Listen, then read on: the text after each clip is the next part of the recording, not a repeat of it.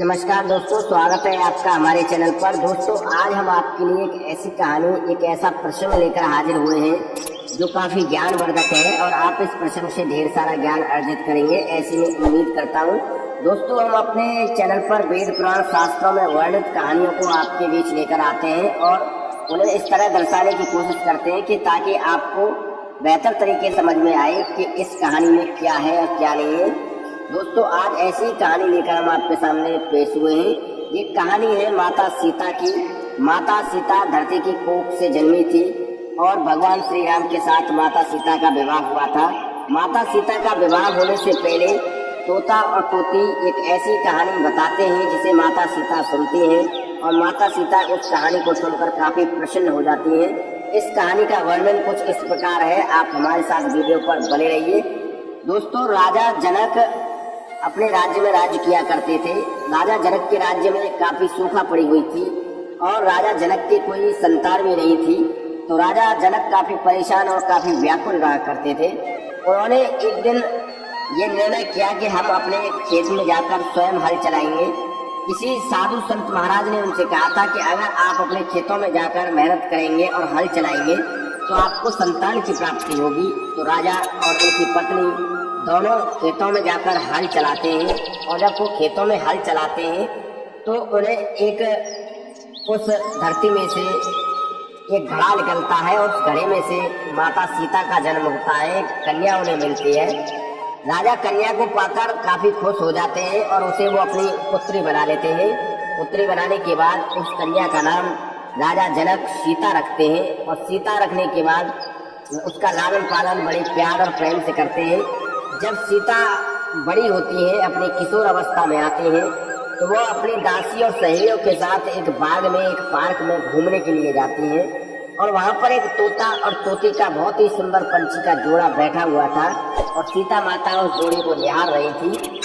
सीता माता उस तोते के जोड़े को काफी देर तक निहारती रही और बड़े ध्यान से उनकी बातें भी सुन रही थी। तोता तोती से कहता है कि सुनो तोती, आगे चलकर इस राज्य में माता जानकी और भगवान श्री राम का विवाह होगा। भगवान श्री राम धरती पर अवतार लेंगे और माता जानकी के साथ उनका विवाह होगा और माता सीता काफी समय तक राज करेंगी और भगवान राम के साथ उनका जीवन काफी सुखमयी और आनंदमयी तरीके से व्यतीत होगा। ये इस तरह की बातें तोता और तोती आपस में कर रहे थे। माता सीता इन बातों को बड़े ध्यानमग्न होकर और बड़े ध्यान से उनकी बातों को सुन रही थी। दोस्तों, माता सीता के मन में और भी इच्छा हुई जानने की कि उनके जीवन में आगे क्या क्या होने वाला है। उन्होंने तुरंत अपनी दासी को आदेश दिया कि तोता और तोती के बच्चे को यहाँ लेकर आओ। जब वो उनकी दासियाँ तोता और तोती के बच्चे को लेकर आई और दोनों को सीता माता ने काफी देर तक निहारा और दोनों से कहा कि ये जो तुम कहानी सुना रहे हो, ये तुमने कहाँ से सुनी थी? तब तोता और तोती माता सीता से कहते हैं कि हम महर्षि वाल्मीकि के आश्रम में रहते हैं और वहीं से हमने इस कहानी को सुनी थी। महाराज महर्षि वाल्मीकि ने एक रामायण नाम का ग्रंथ लिखा है और उसमें इन सभी बातों का वर्णन किया है। हमने वहीं से इस कहानी को सुना था। माता जानकी के मन में और भी इच्छा हुई आगे कहानी को सुनने की। तब तोता और तोती कहते हैं कि माता सीता, हम आगे की और भी कहानी आपको सुना सकते हैं। तब माता जानकी के मन में इच्छा हुई कि इनसे और आगे के बारे में पूछा जाए कि मेरे जीवन में आगे क्या होने वाला है। तब माता जानकी ने तोता और तोती से कहा कि भगवान श्री राम जानकी से विवाह करेंगे। भगवान राम कहाँ होंगे, किस हाल में होंगे, कैसा उनका शरीर होगा, कैसा उनका रंग रूप होगा। तब तोता और तोती माता जानकी से कहते हैं कि भगवान राम का बखान तो 100 मुख वाला भी नहीं कर सकता।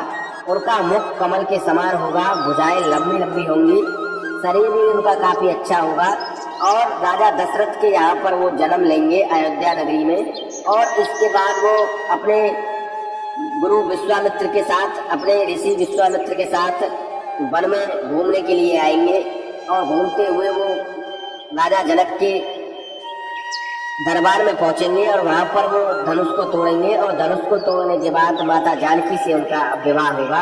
ऐसा वो तोता और तोती माता सीता को बताते हैं। तब तोता और तोती माता सीता से कहते हैं कि हे माता, आप कौन हैं, आप ये सब क्यों पूछना चाहती हैं? तब माता सीता ने कहा कि जिस जानकी के बारे में तुम बातें कर रहे हो मैं वही जानकी हूँ। तब तोता और तोती खुश हो जाते हैं और कहते हैं कि अब हमें चलना चाहिए। तो माता सीता तोता से कहते हैं कि सुनो तोता, आप अपनी पत्नी माता तोता को मेरे पास ही रहने दो और आप चले जाओ, मैं इनका बहुत अच्छे से ख्याल रखूंगी। जब भगवान श्री राम मुझसे विवाह कर लेंगे इसके बाद मैं इन्हें आज़ाद कर दूंगी।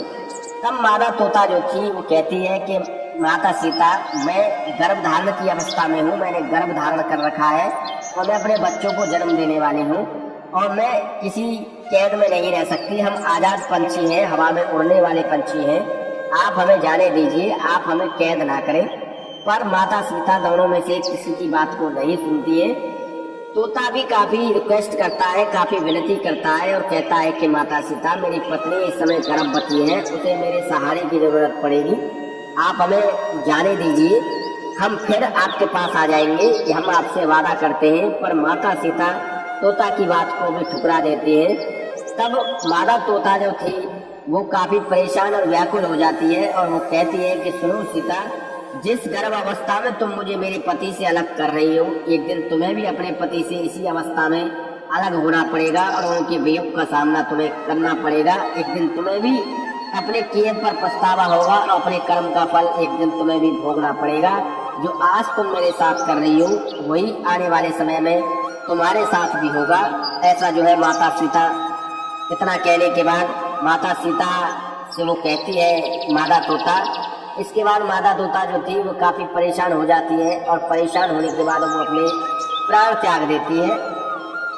इसके बाद नर तोता जो था वो काफी परेशान हो जाता है और वो अपनी पत्नी की मृत्यु देखने के बाद माता सीता से कहता है कि सुनो माता सीता, मैं अयोध्या में लोगों से बड़ी हुई नगरी में जन्म लूंगा और एक धोबी के यहाँ पर मेरा जन्म होगा और मेरे कारण ही तुम्हें अपने पति के वियोग का सामना करना पड़ेगा, मेरे ही कारण तुम्हें अपने पति से अलग होना पड़ेगा, क्योंकि तुमने भी मेरे साथ ऐसा ही किया है। मेरी पत्नी मेरी आंखों के सामने मर गई, मैंने तुमसे काफी विनती की पर तुमने मेरी कोई बात नहीं सुनी।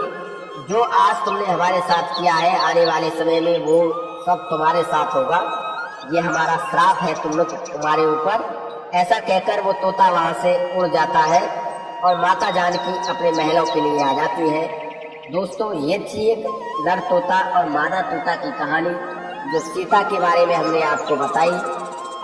प्रिय दर्शकों, कर्म फल हर इंसान को भोगना पड़ता है, चाहे वो भगवान श्री राम हो या माता जानकी हो या फिर कृष्ण हो या कंस हो या रावण हो। जो भी जैसा कर्म करेगा वो से उसका फल अवश्य मिलेगा, चाहे वो कर्म अच्छा है चाहे वो कर्म बुरा है। कर्म फल कभी नष्ट नहीं हो सकता। धर्म पुराण में हरिनारायण जी ने पंछी गरुड़राज को संवाद के दौरान ये बताया है कि कर्म फल कभी नष्ट नहीं हो सकता, ये कर्मों की खेती है, यहाँ पर किसी के साथ कोई भेदभाव नहीं होता है। ऐसा हरिनारायण जी ने गरुड़ पुराण के अंदर वर्णन किया है। दोस्तों, हमें ऐसे कर्म करने चाहिए जिसका फल हमें अच्छा मिले और हमारे जीवन में कभी कोई दुख और संकट और परेशानी न आए, हमें अपने जीवन में किसी दुख और संकट का सामना करना न पड़े। ऐसा कर्म फल हमें करना चाहिए, ऐसा जो है कर्म का फल हमें मिलता है। दोस्तों, यही हमने आपको इस वीडियो में बताने और समझाने की कोशिश की है कि कर्म फल कभी नष्ट नहीं हो सकता। हमेशा अच्छे कर्म कीजिए जिससे कि अच्छी अधोगति आपको मिले। दोस्तों, ये थी तोता और तोती की एक ऐसी अद्भुत कहानी जो हमने आपको इस वीडियो में बताई है। इसके अलावा अगर आपके मन में और भी कोई सवाल है तो आप हमें वीडियो के कमेंट सेक्शन में कमेंट कर सकते हैं। इसके अलावा दोस्तों, अगर आपको हमारी वीडियो अच्छी लगती हो तो हमारी वीडियो को 10 लोगों तक जरूर शेयर कीजिए ताकि वो भी हमारी वीडियो देखकर ढेर सारा ज्ञान अर्जित कर सकें और हमारी वीडियो से अपने जीवन को सफल बना सकें। दोस्तों, इस तरह के ज्ञानवर्धक प्रसंग हम अपने चैनल पर प्रतिदिन आपके लिए लाते रहते हैं और कोशिश करते रहते हैं कि आपका ज्ञान हमारी वीडियो से निरंतर इसी तरह बढ़ता रहे और आप हमारी वीडियो से ढेर सारा ज्ञान इसी तरह अर्जित कर सकें। दोस्तों, अगर वीडियो अच्छी लगे तो 10 लोगों तक जरूर शेयर कीजिए, सोशल मीडिया पर शेयर कीजिए, व्हाट्सएप ग्रुपों में शेयर कीजिए, अपने पास पड़ोसियों को भी बताइए, अपने सगे संबंधियों को भी बताइए ताकि वो भी हमारी वीडियो देखकर ढेर सारा ज्ञान अर्जित कर सकें और अपने जीवन को सफल, सुखमय और आनंदमय बना सकें। दोस्तों, वीडियो के अंत में हम आपसे यही कहेंगे कि हमेशा अच्छे कर्म कीजिए, अच्छी अधोगति आपको मिलेगी, क्योंकि मृत्यु के पश्चात 3 चीजें ही साथ जाती हैं, पाप, पुण्य और धर्म। इन तीनों चीजों के आधार पर ही स्वर्ग और नरक का फैसला होता है। दोस्तों, ये थी सीता माता और तोता और तोते की एक ऐसी अद्भुत कहानी जो कि हमने आपको इस वीडियो में बताई है।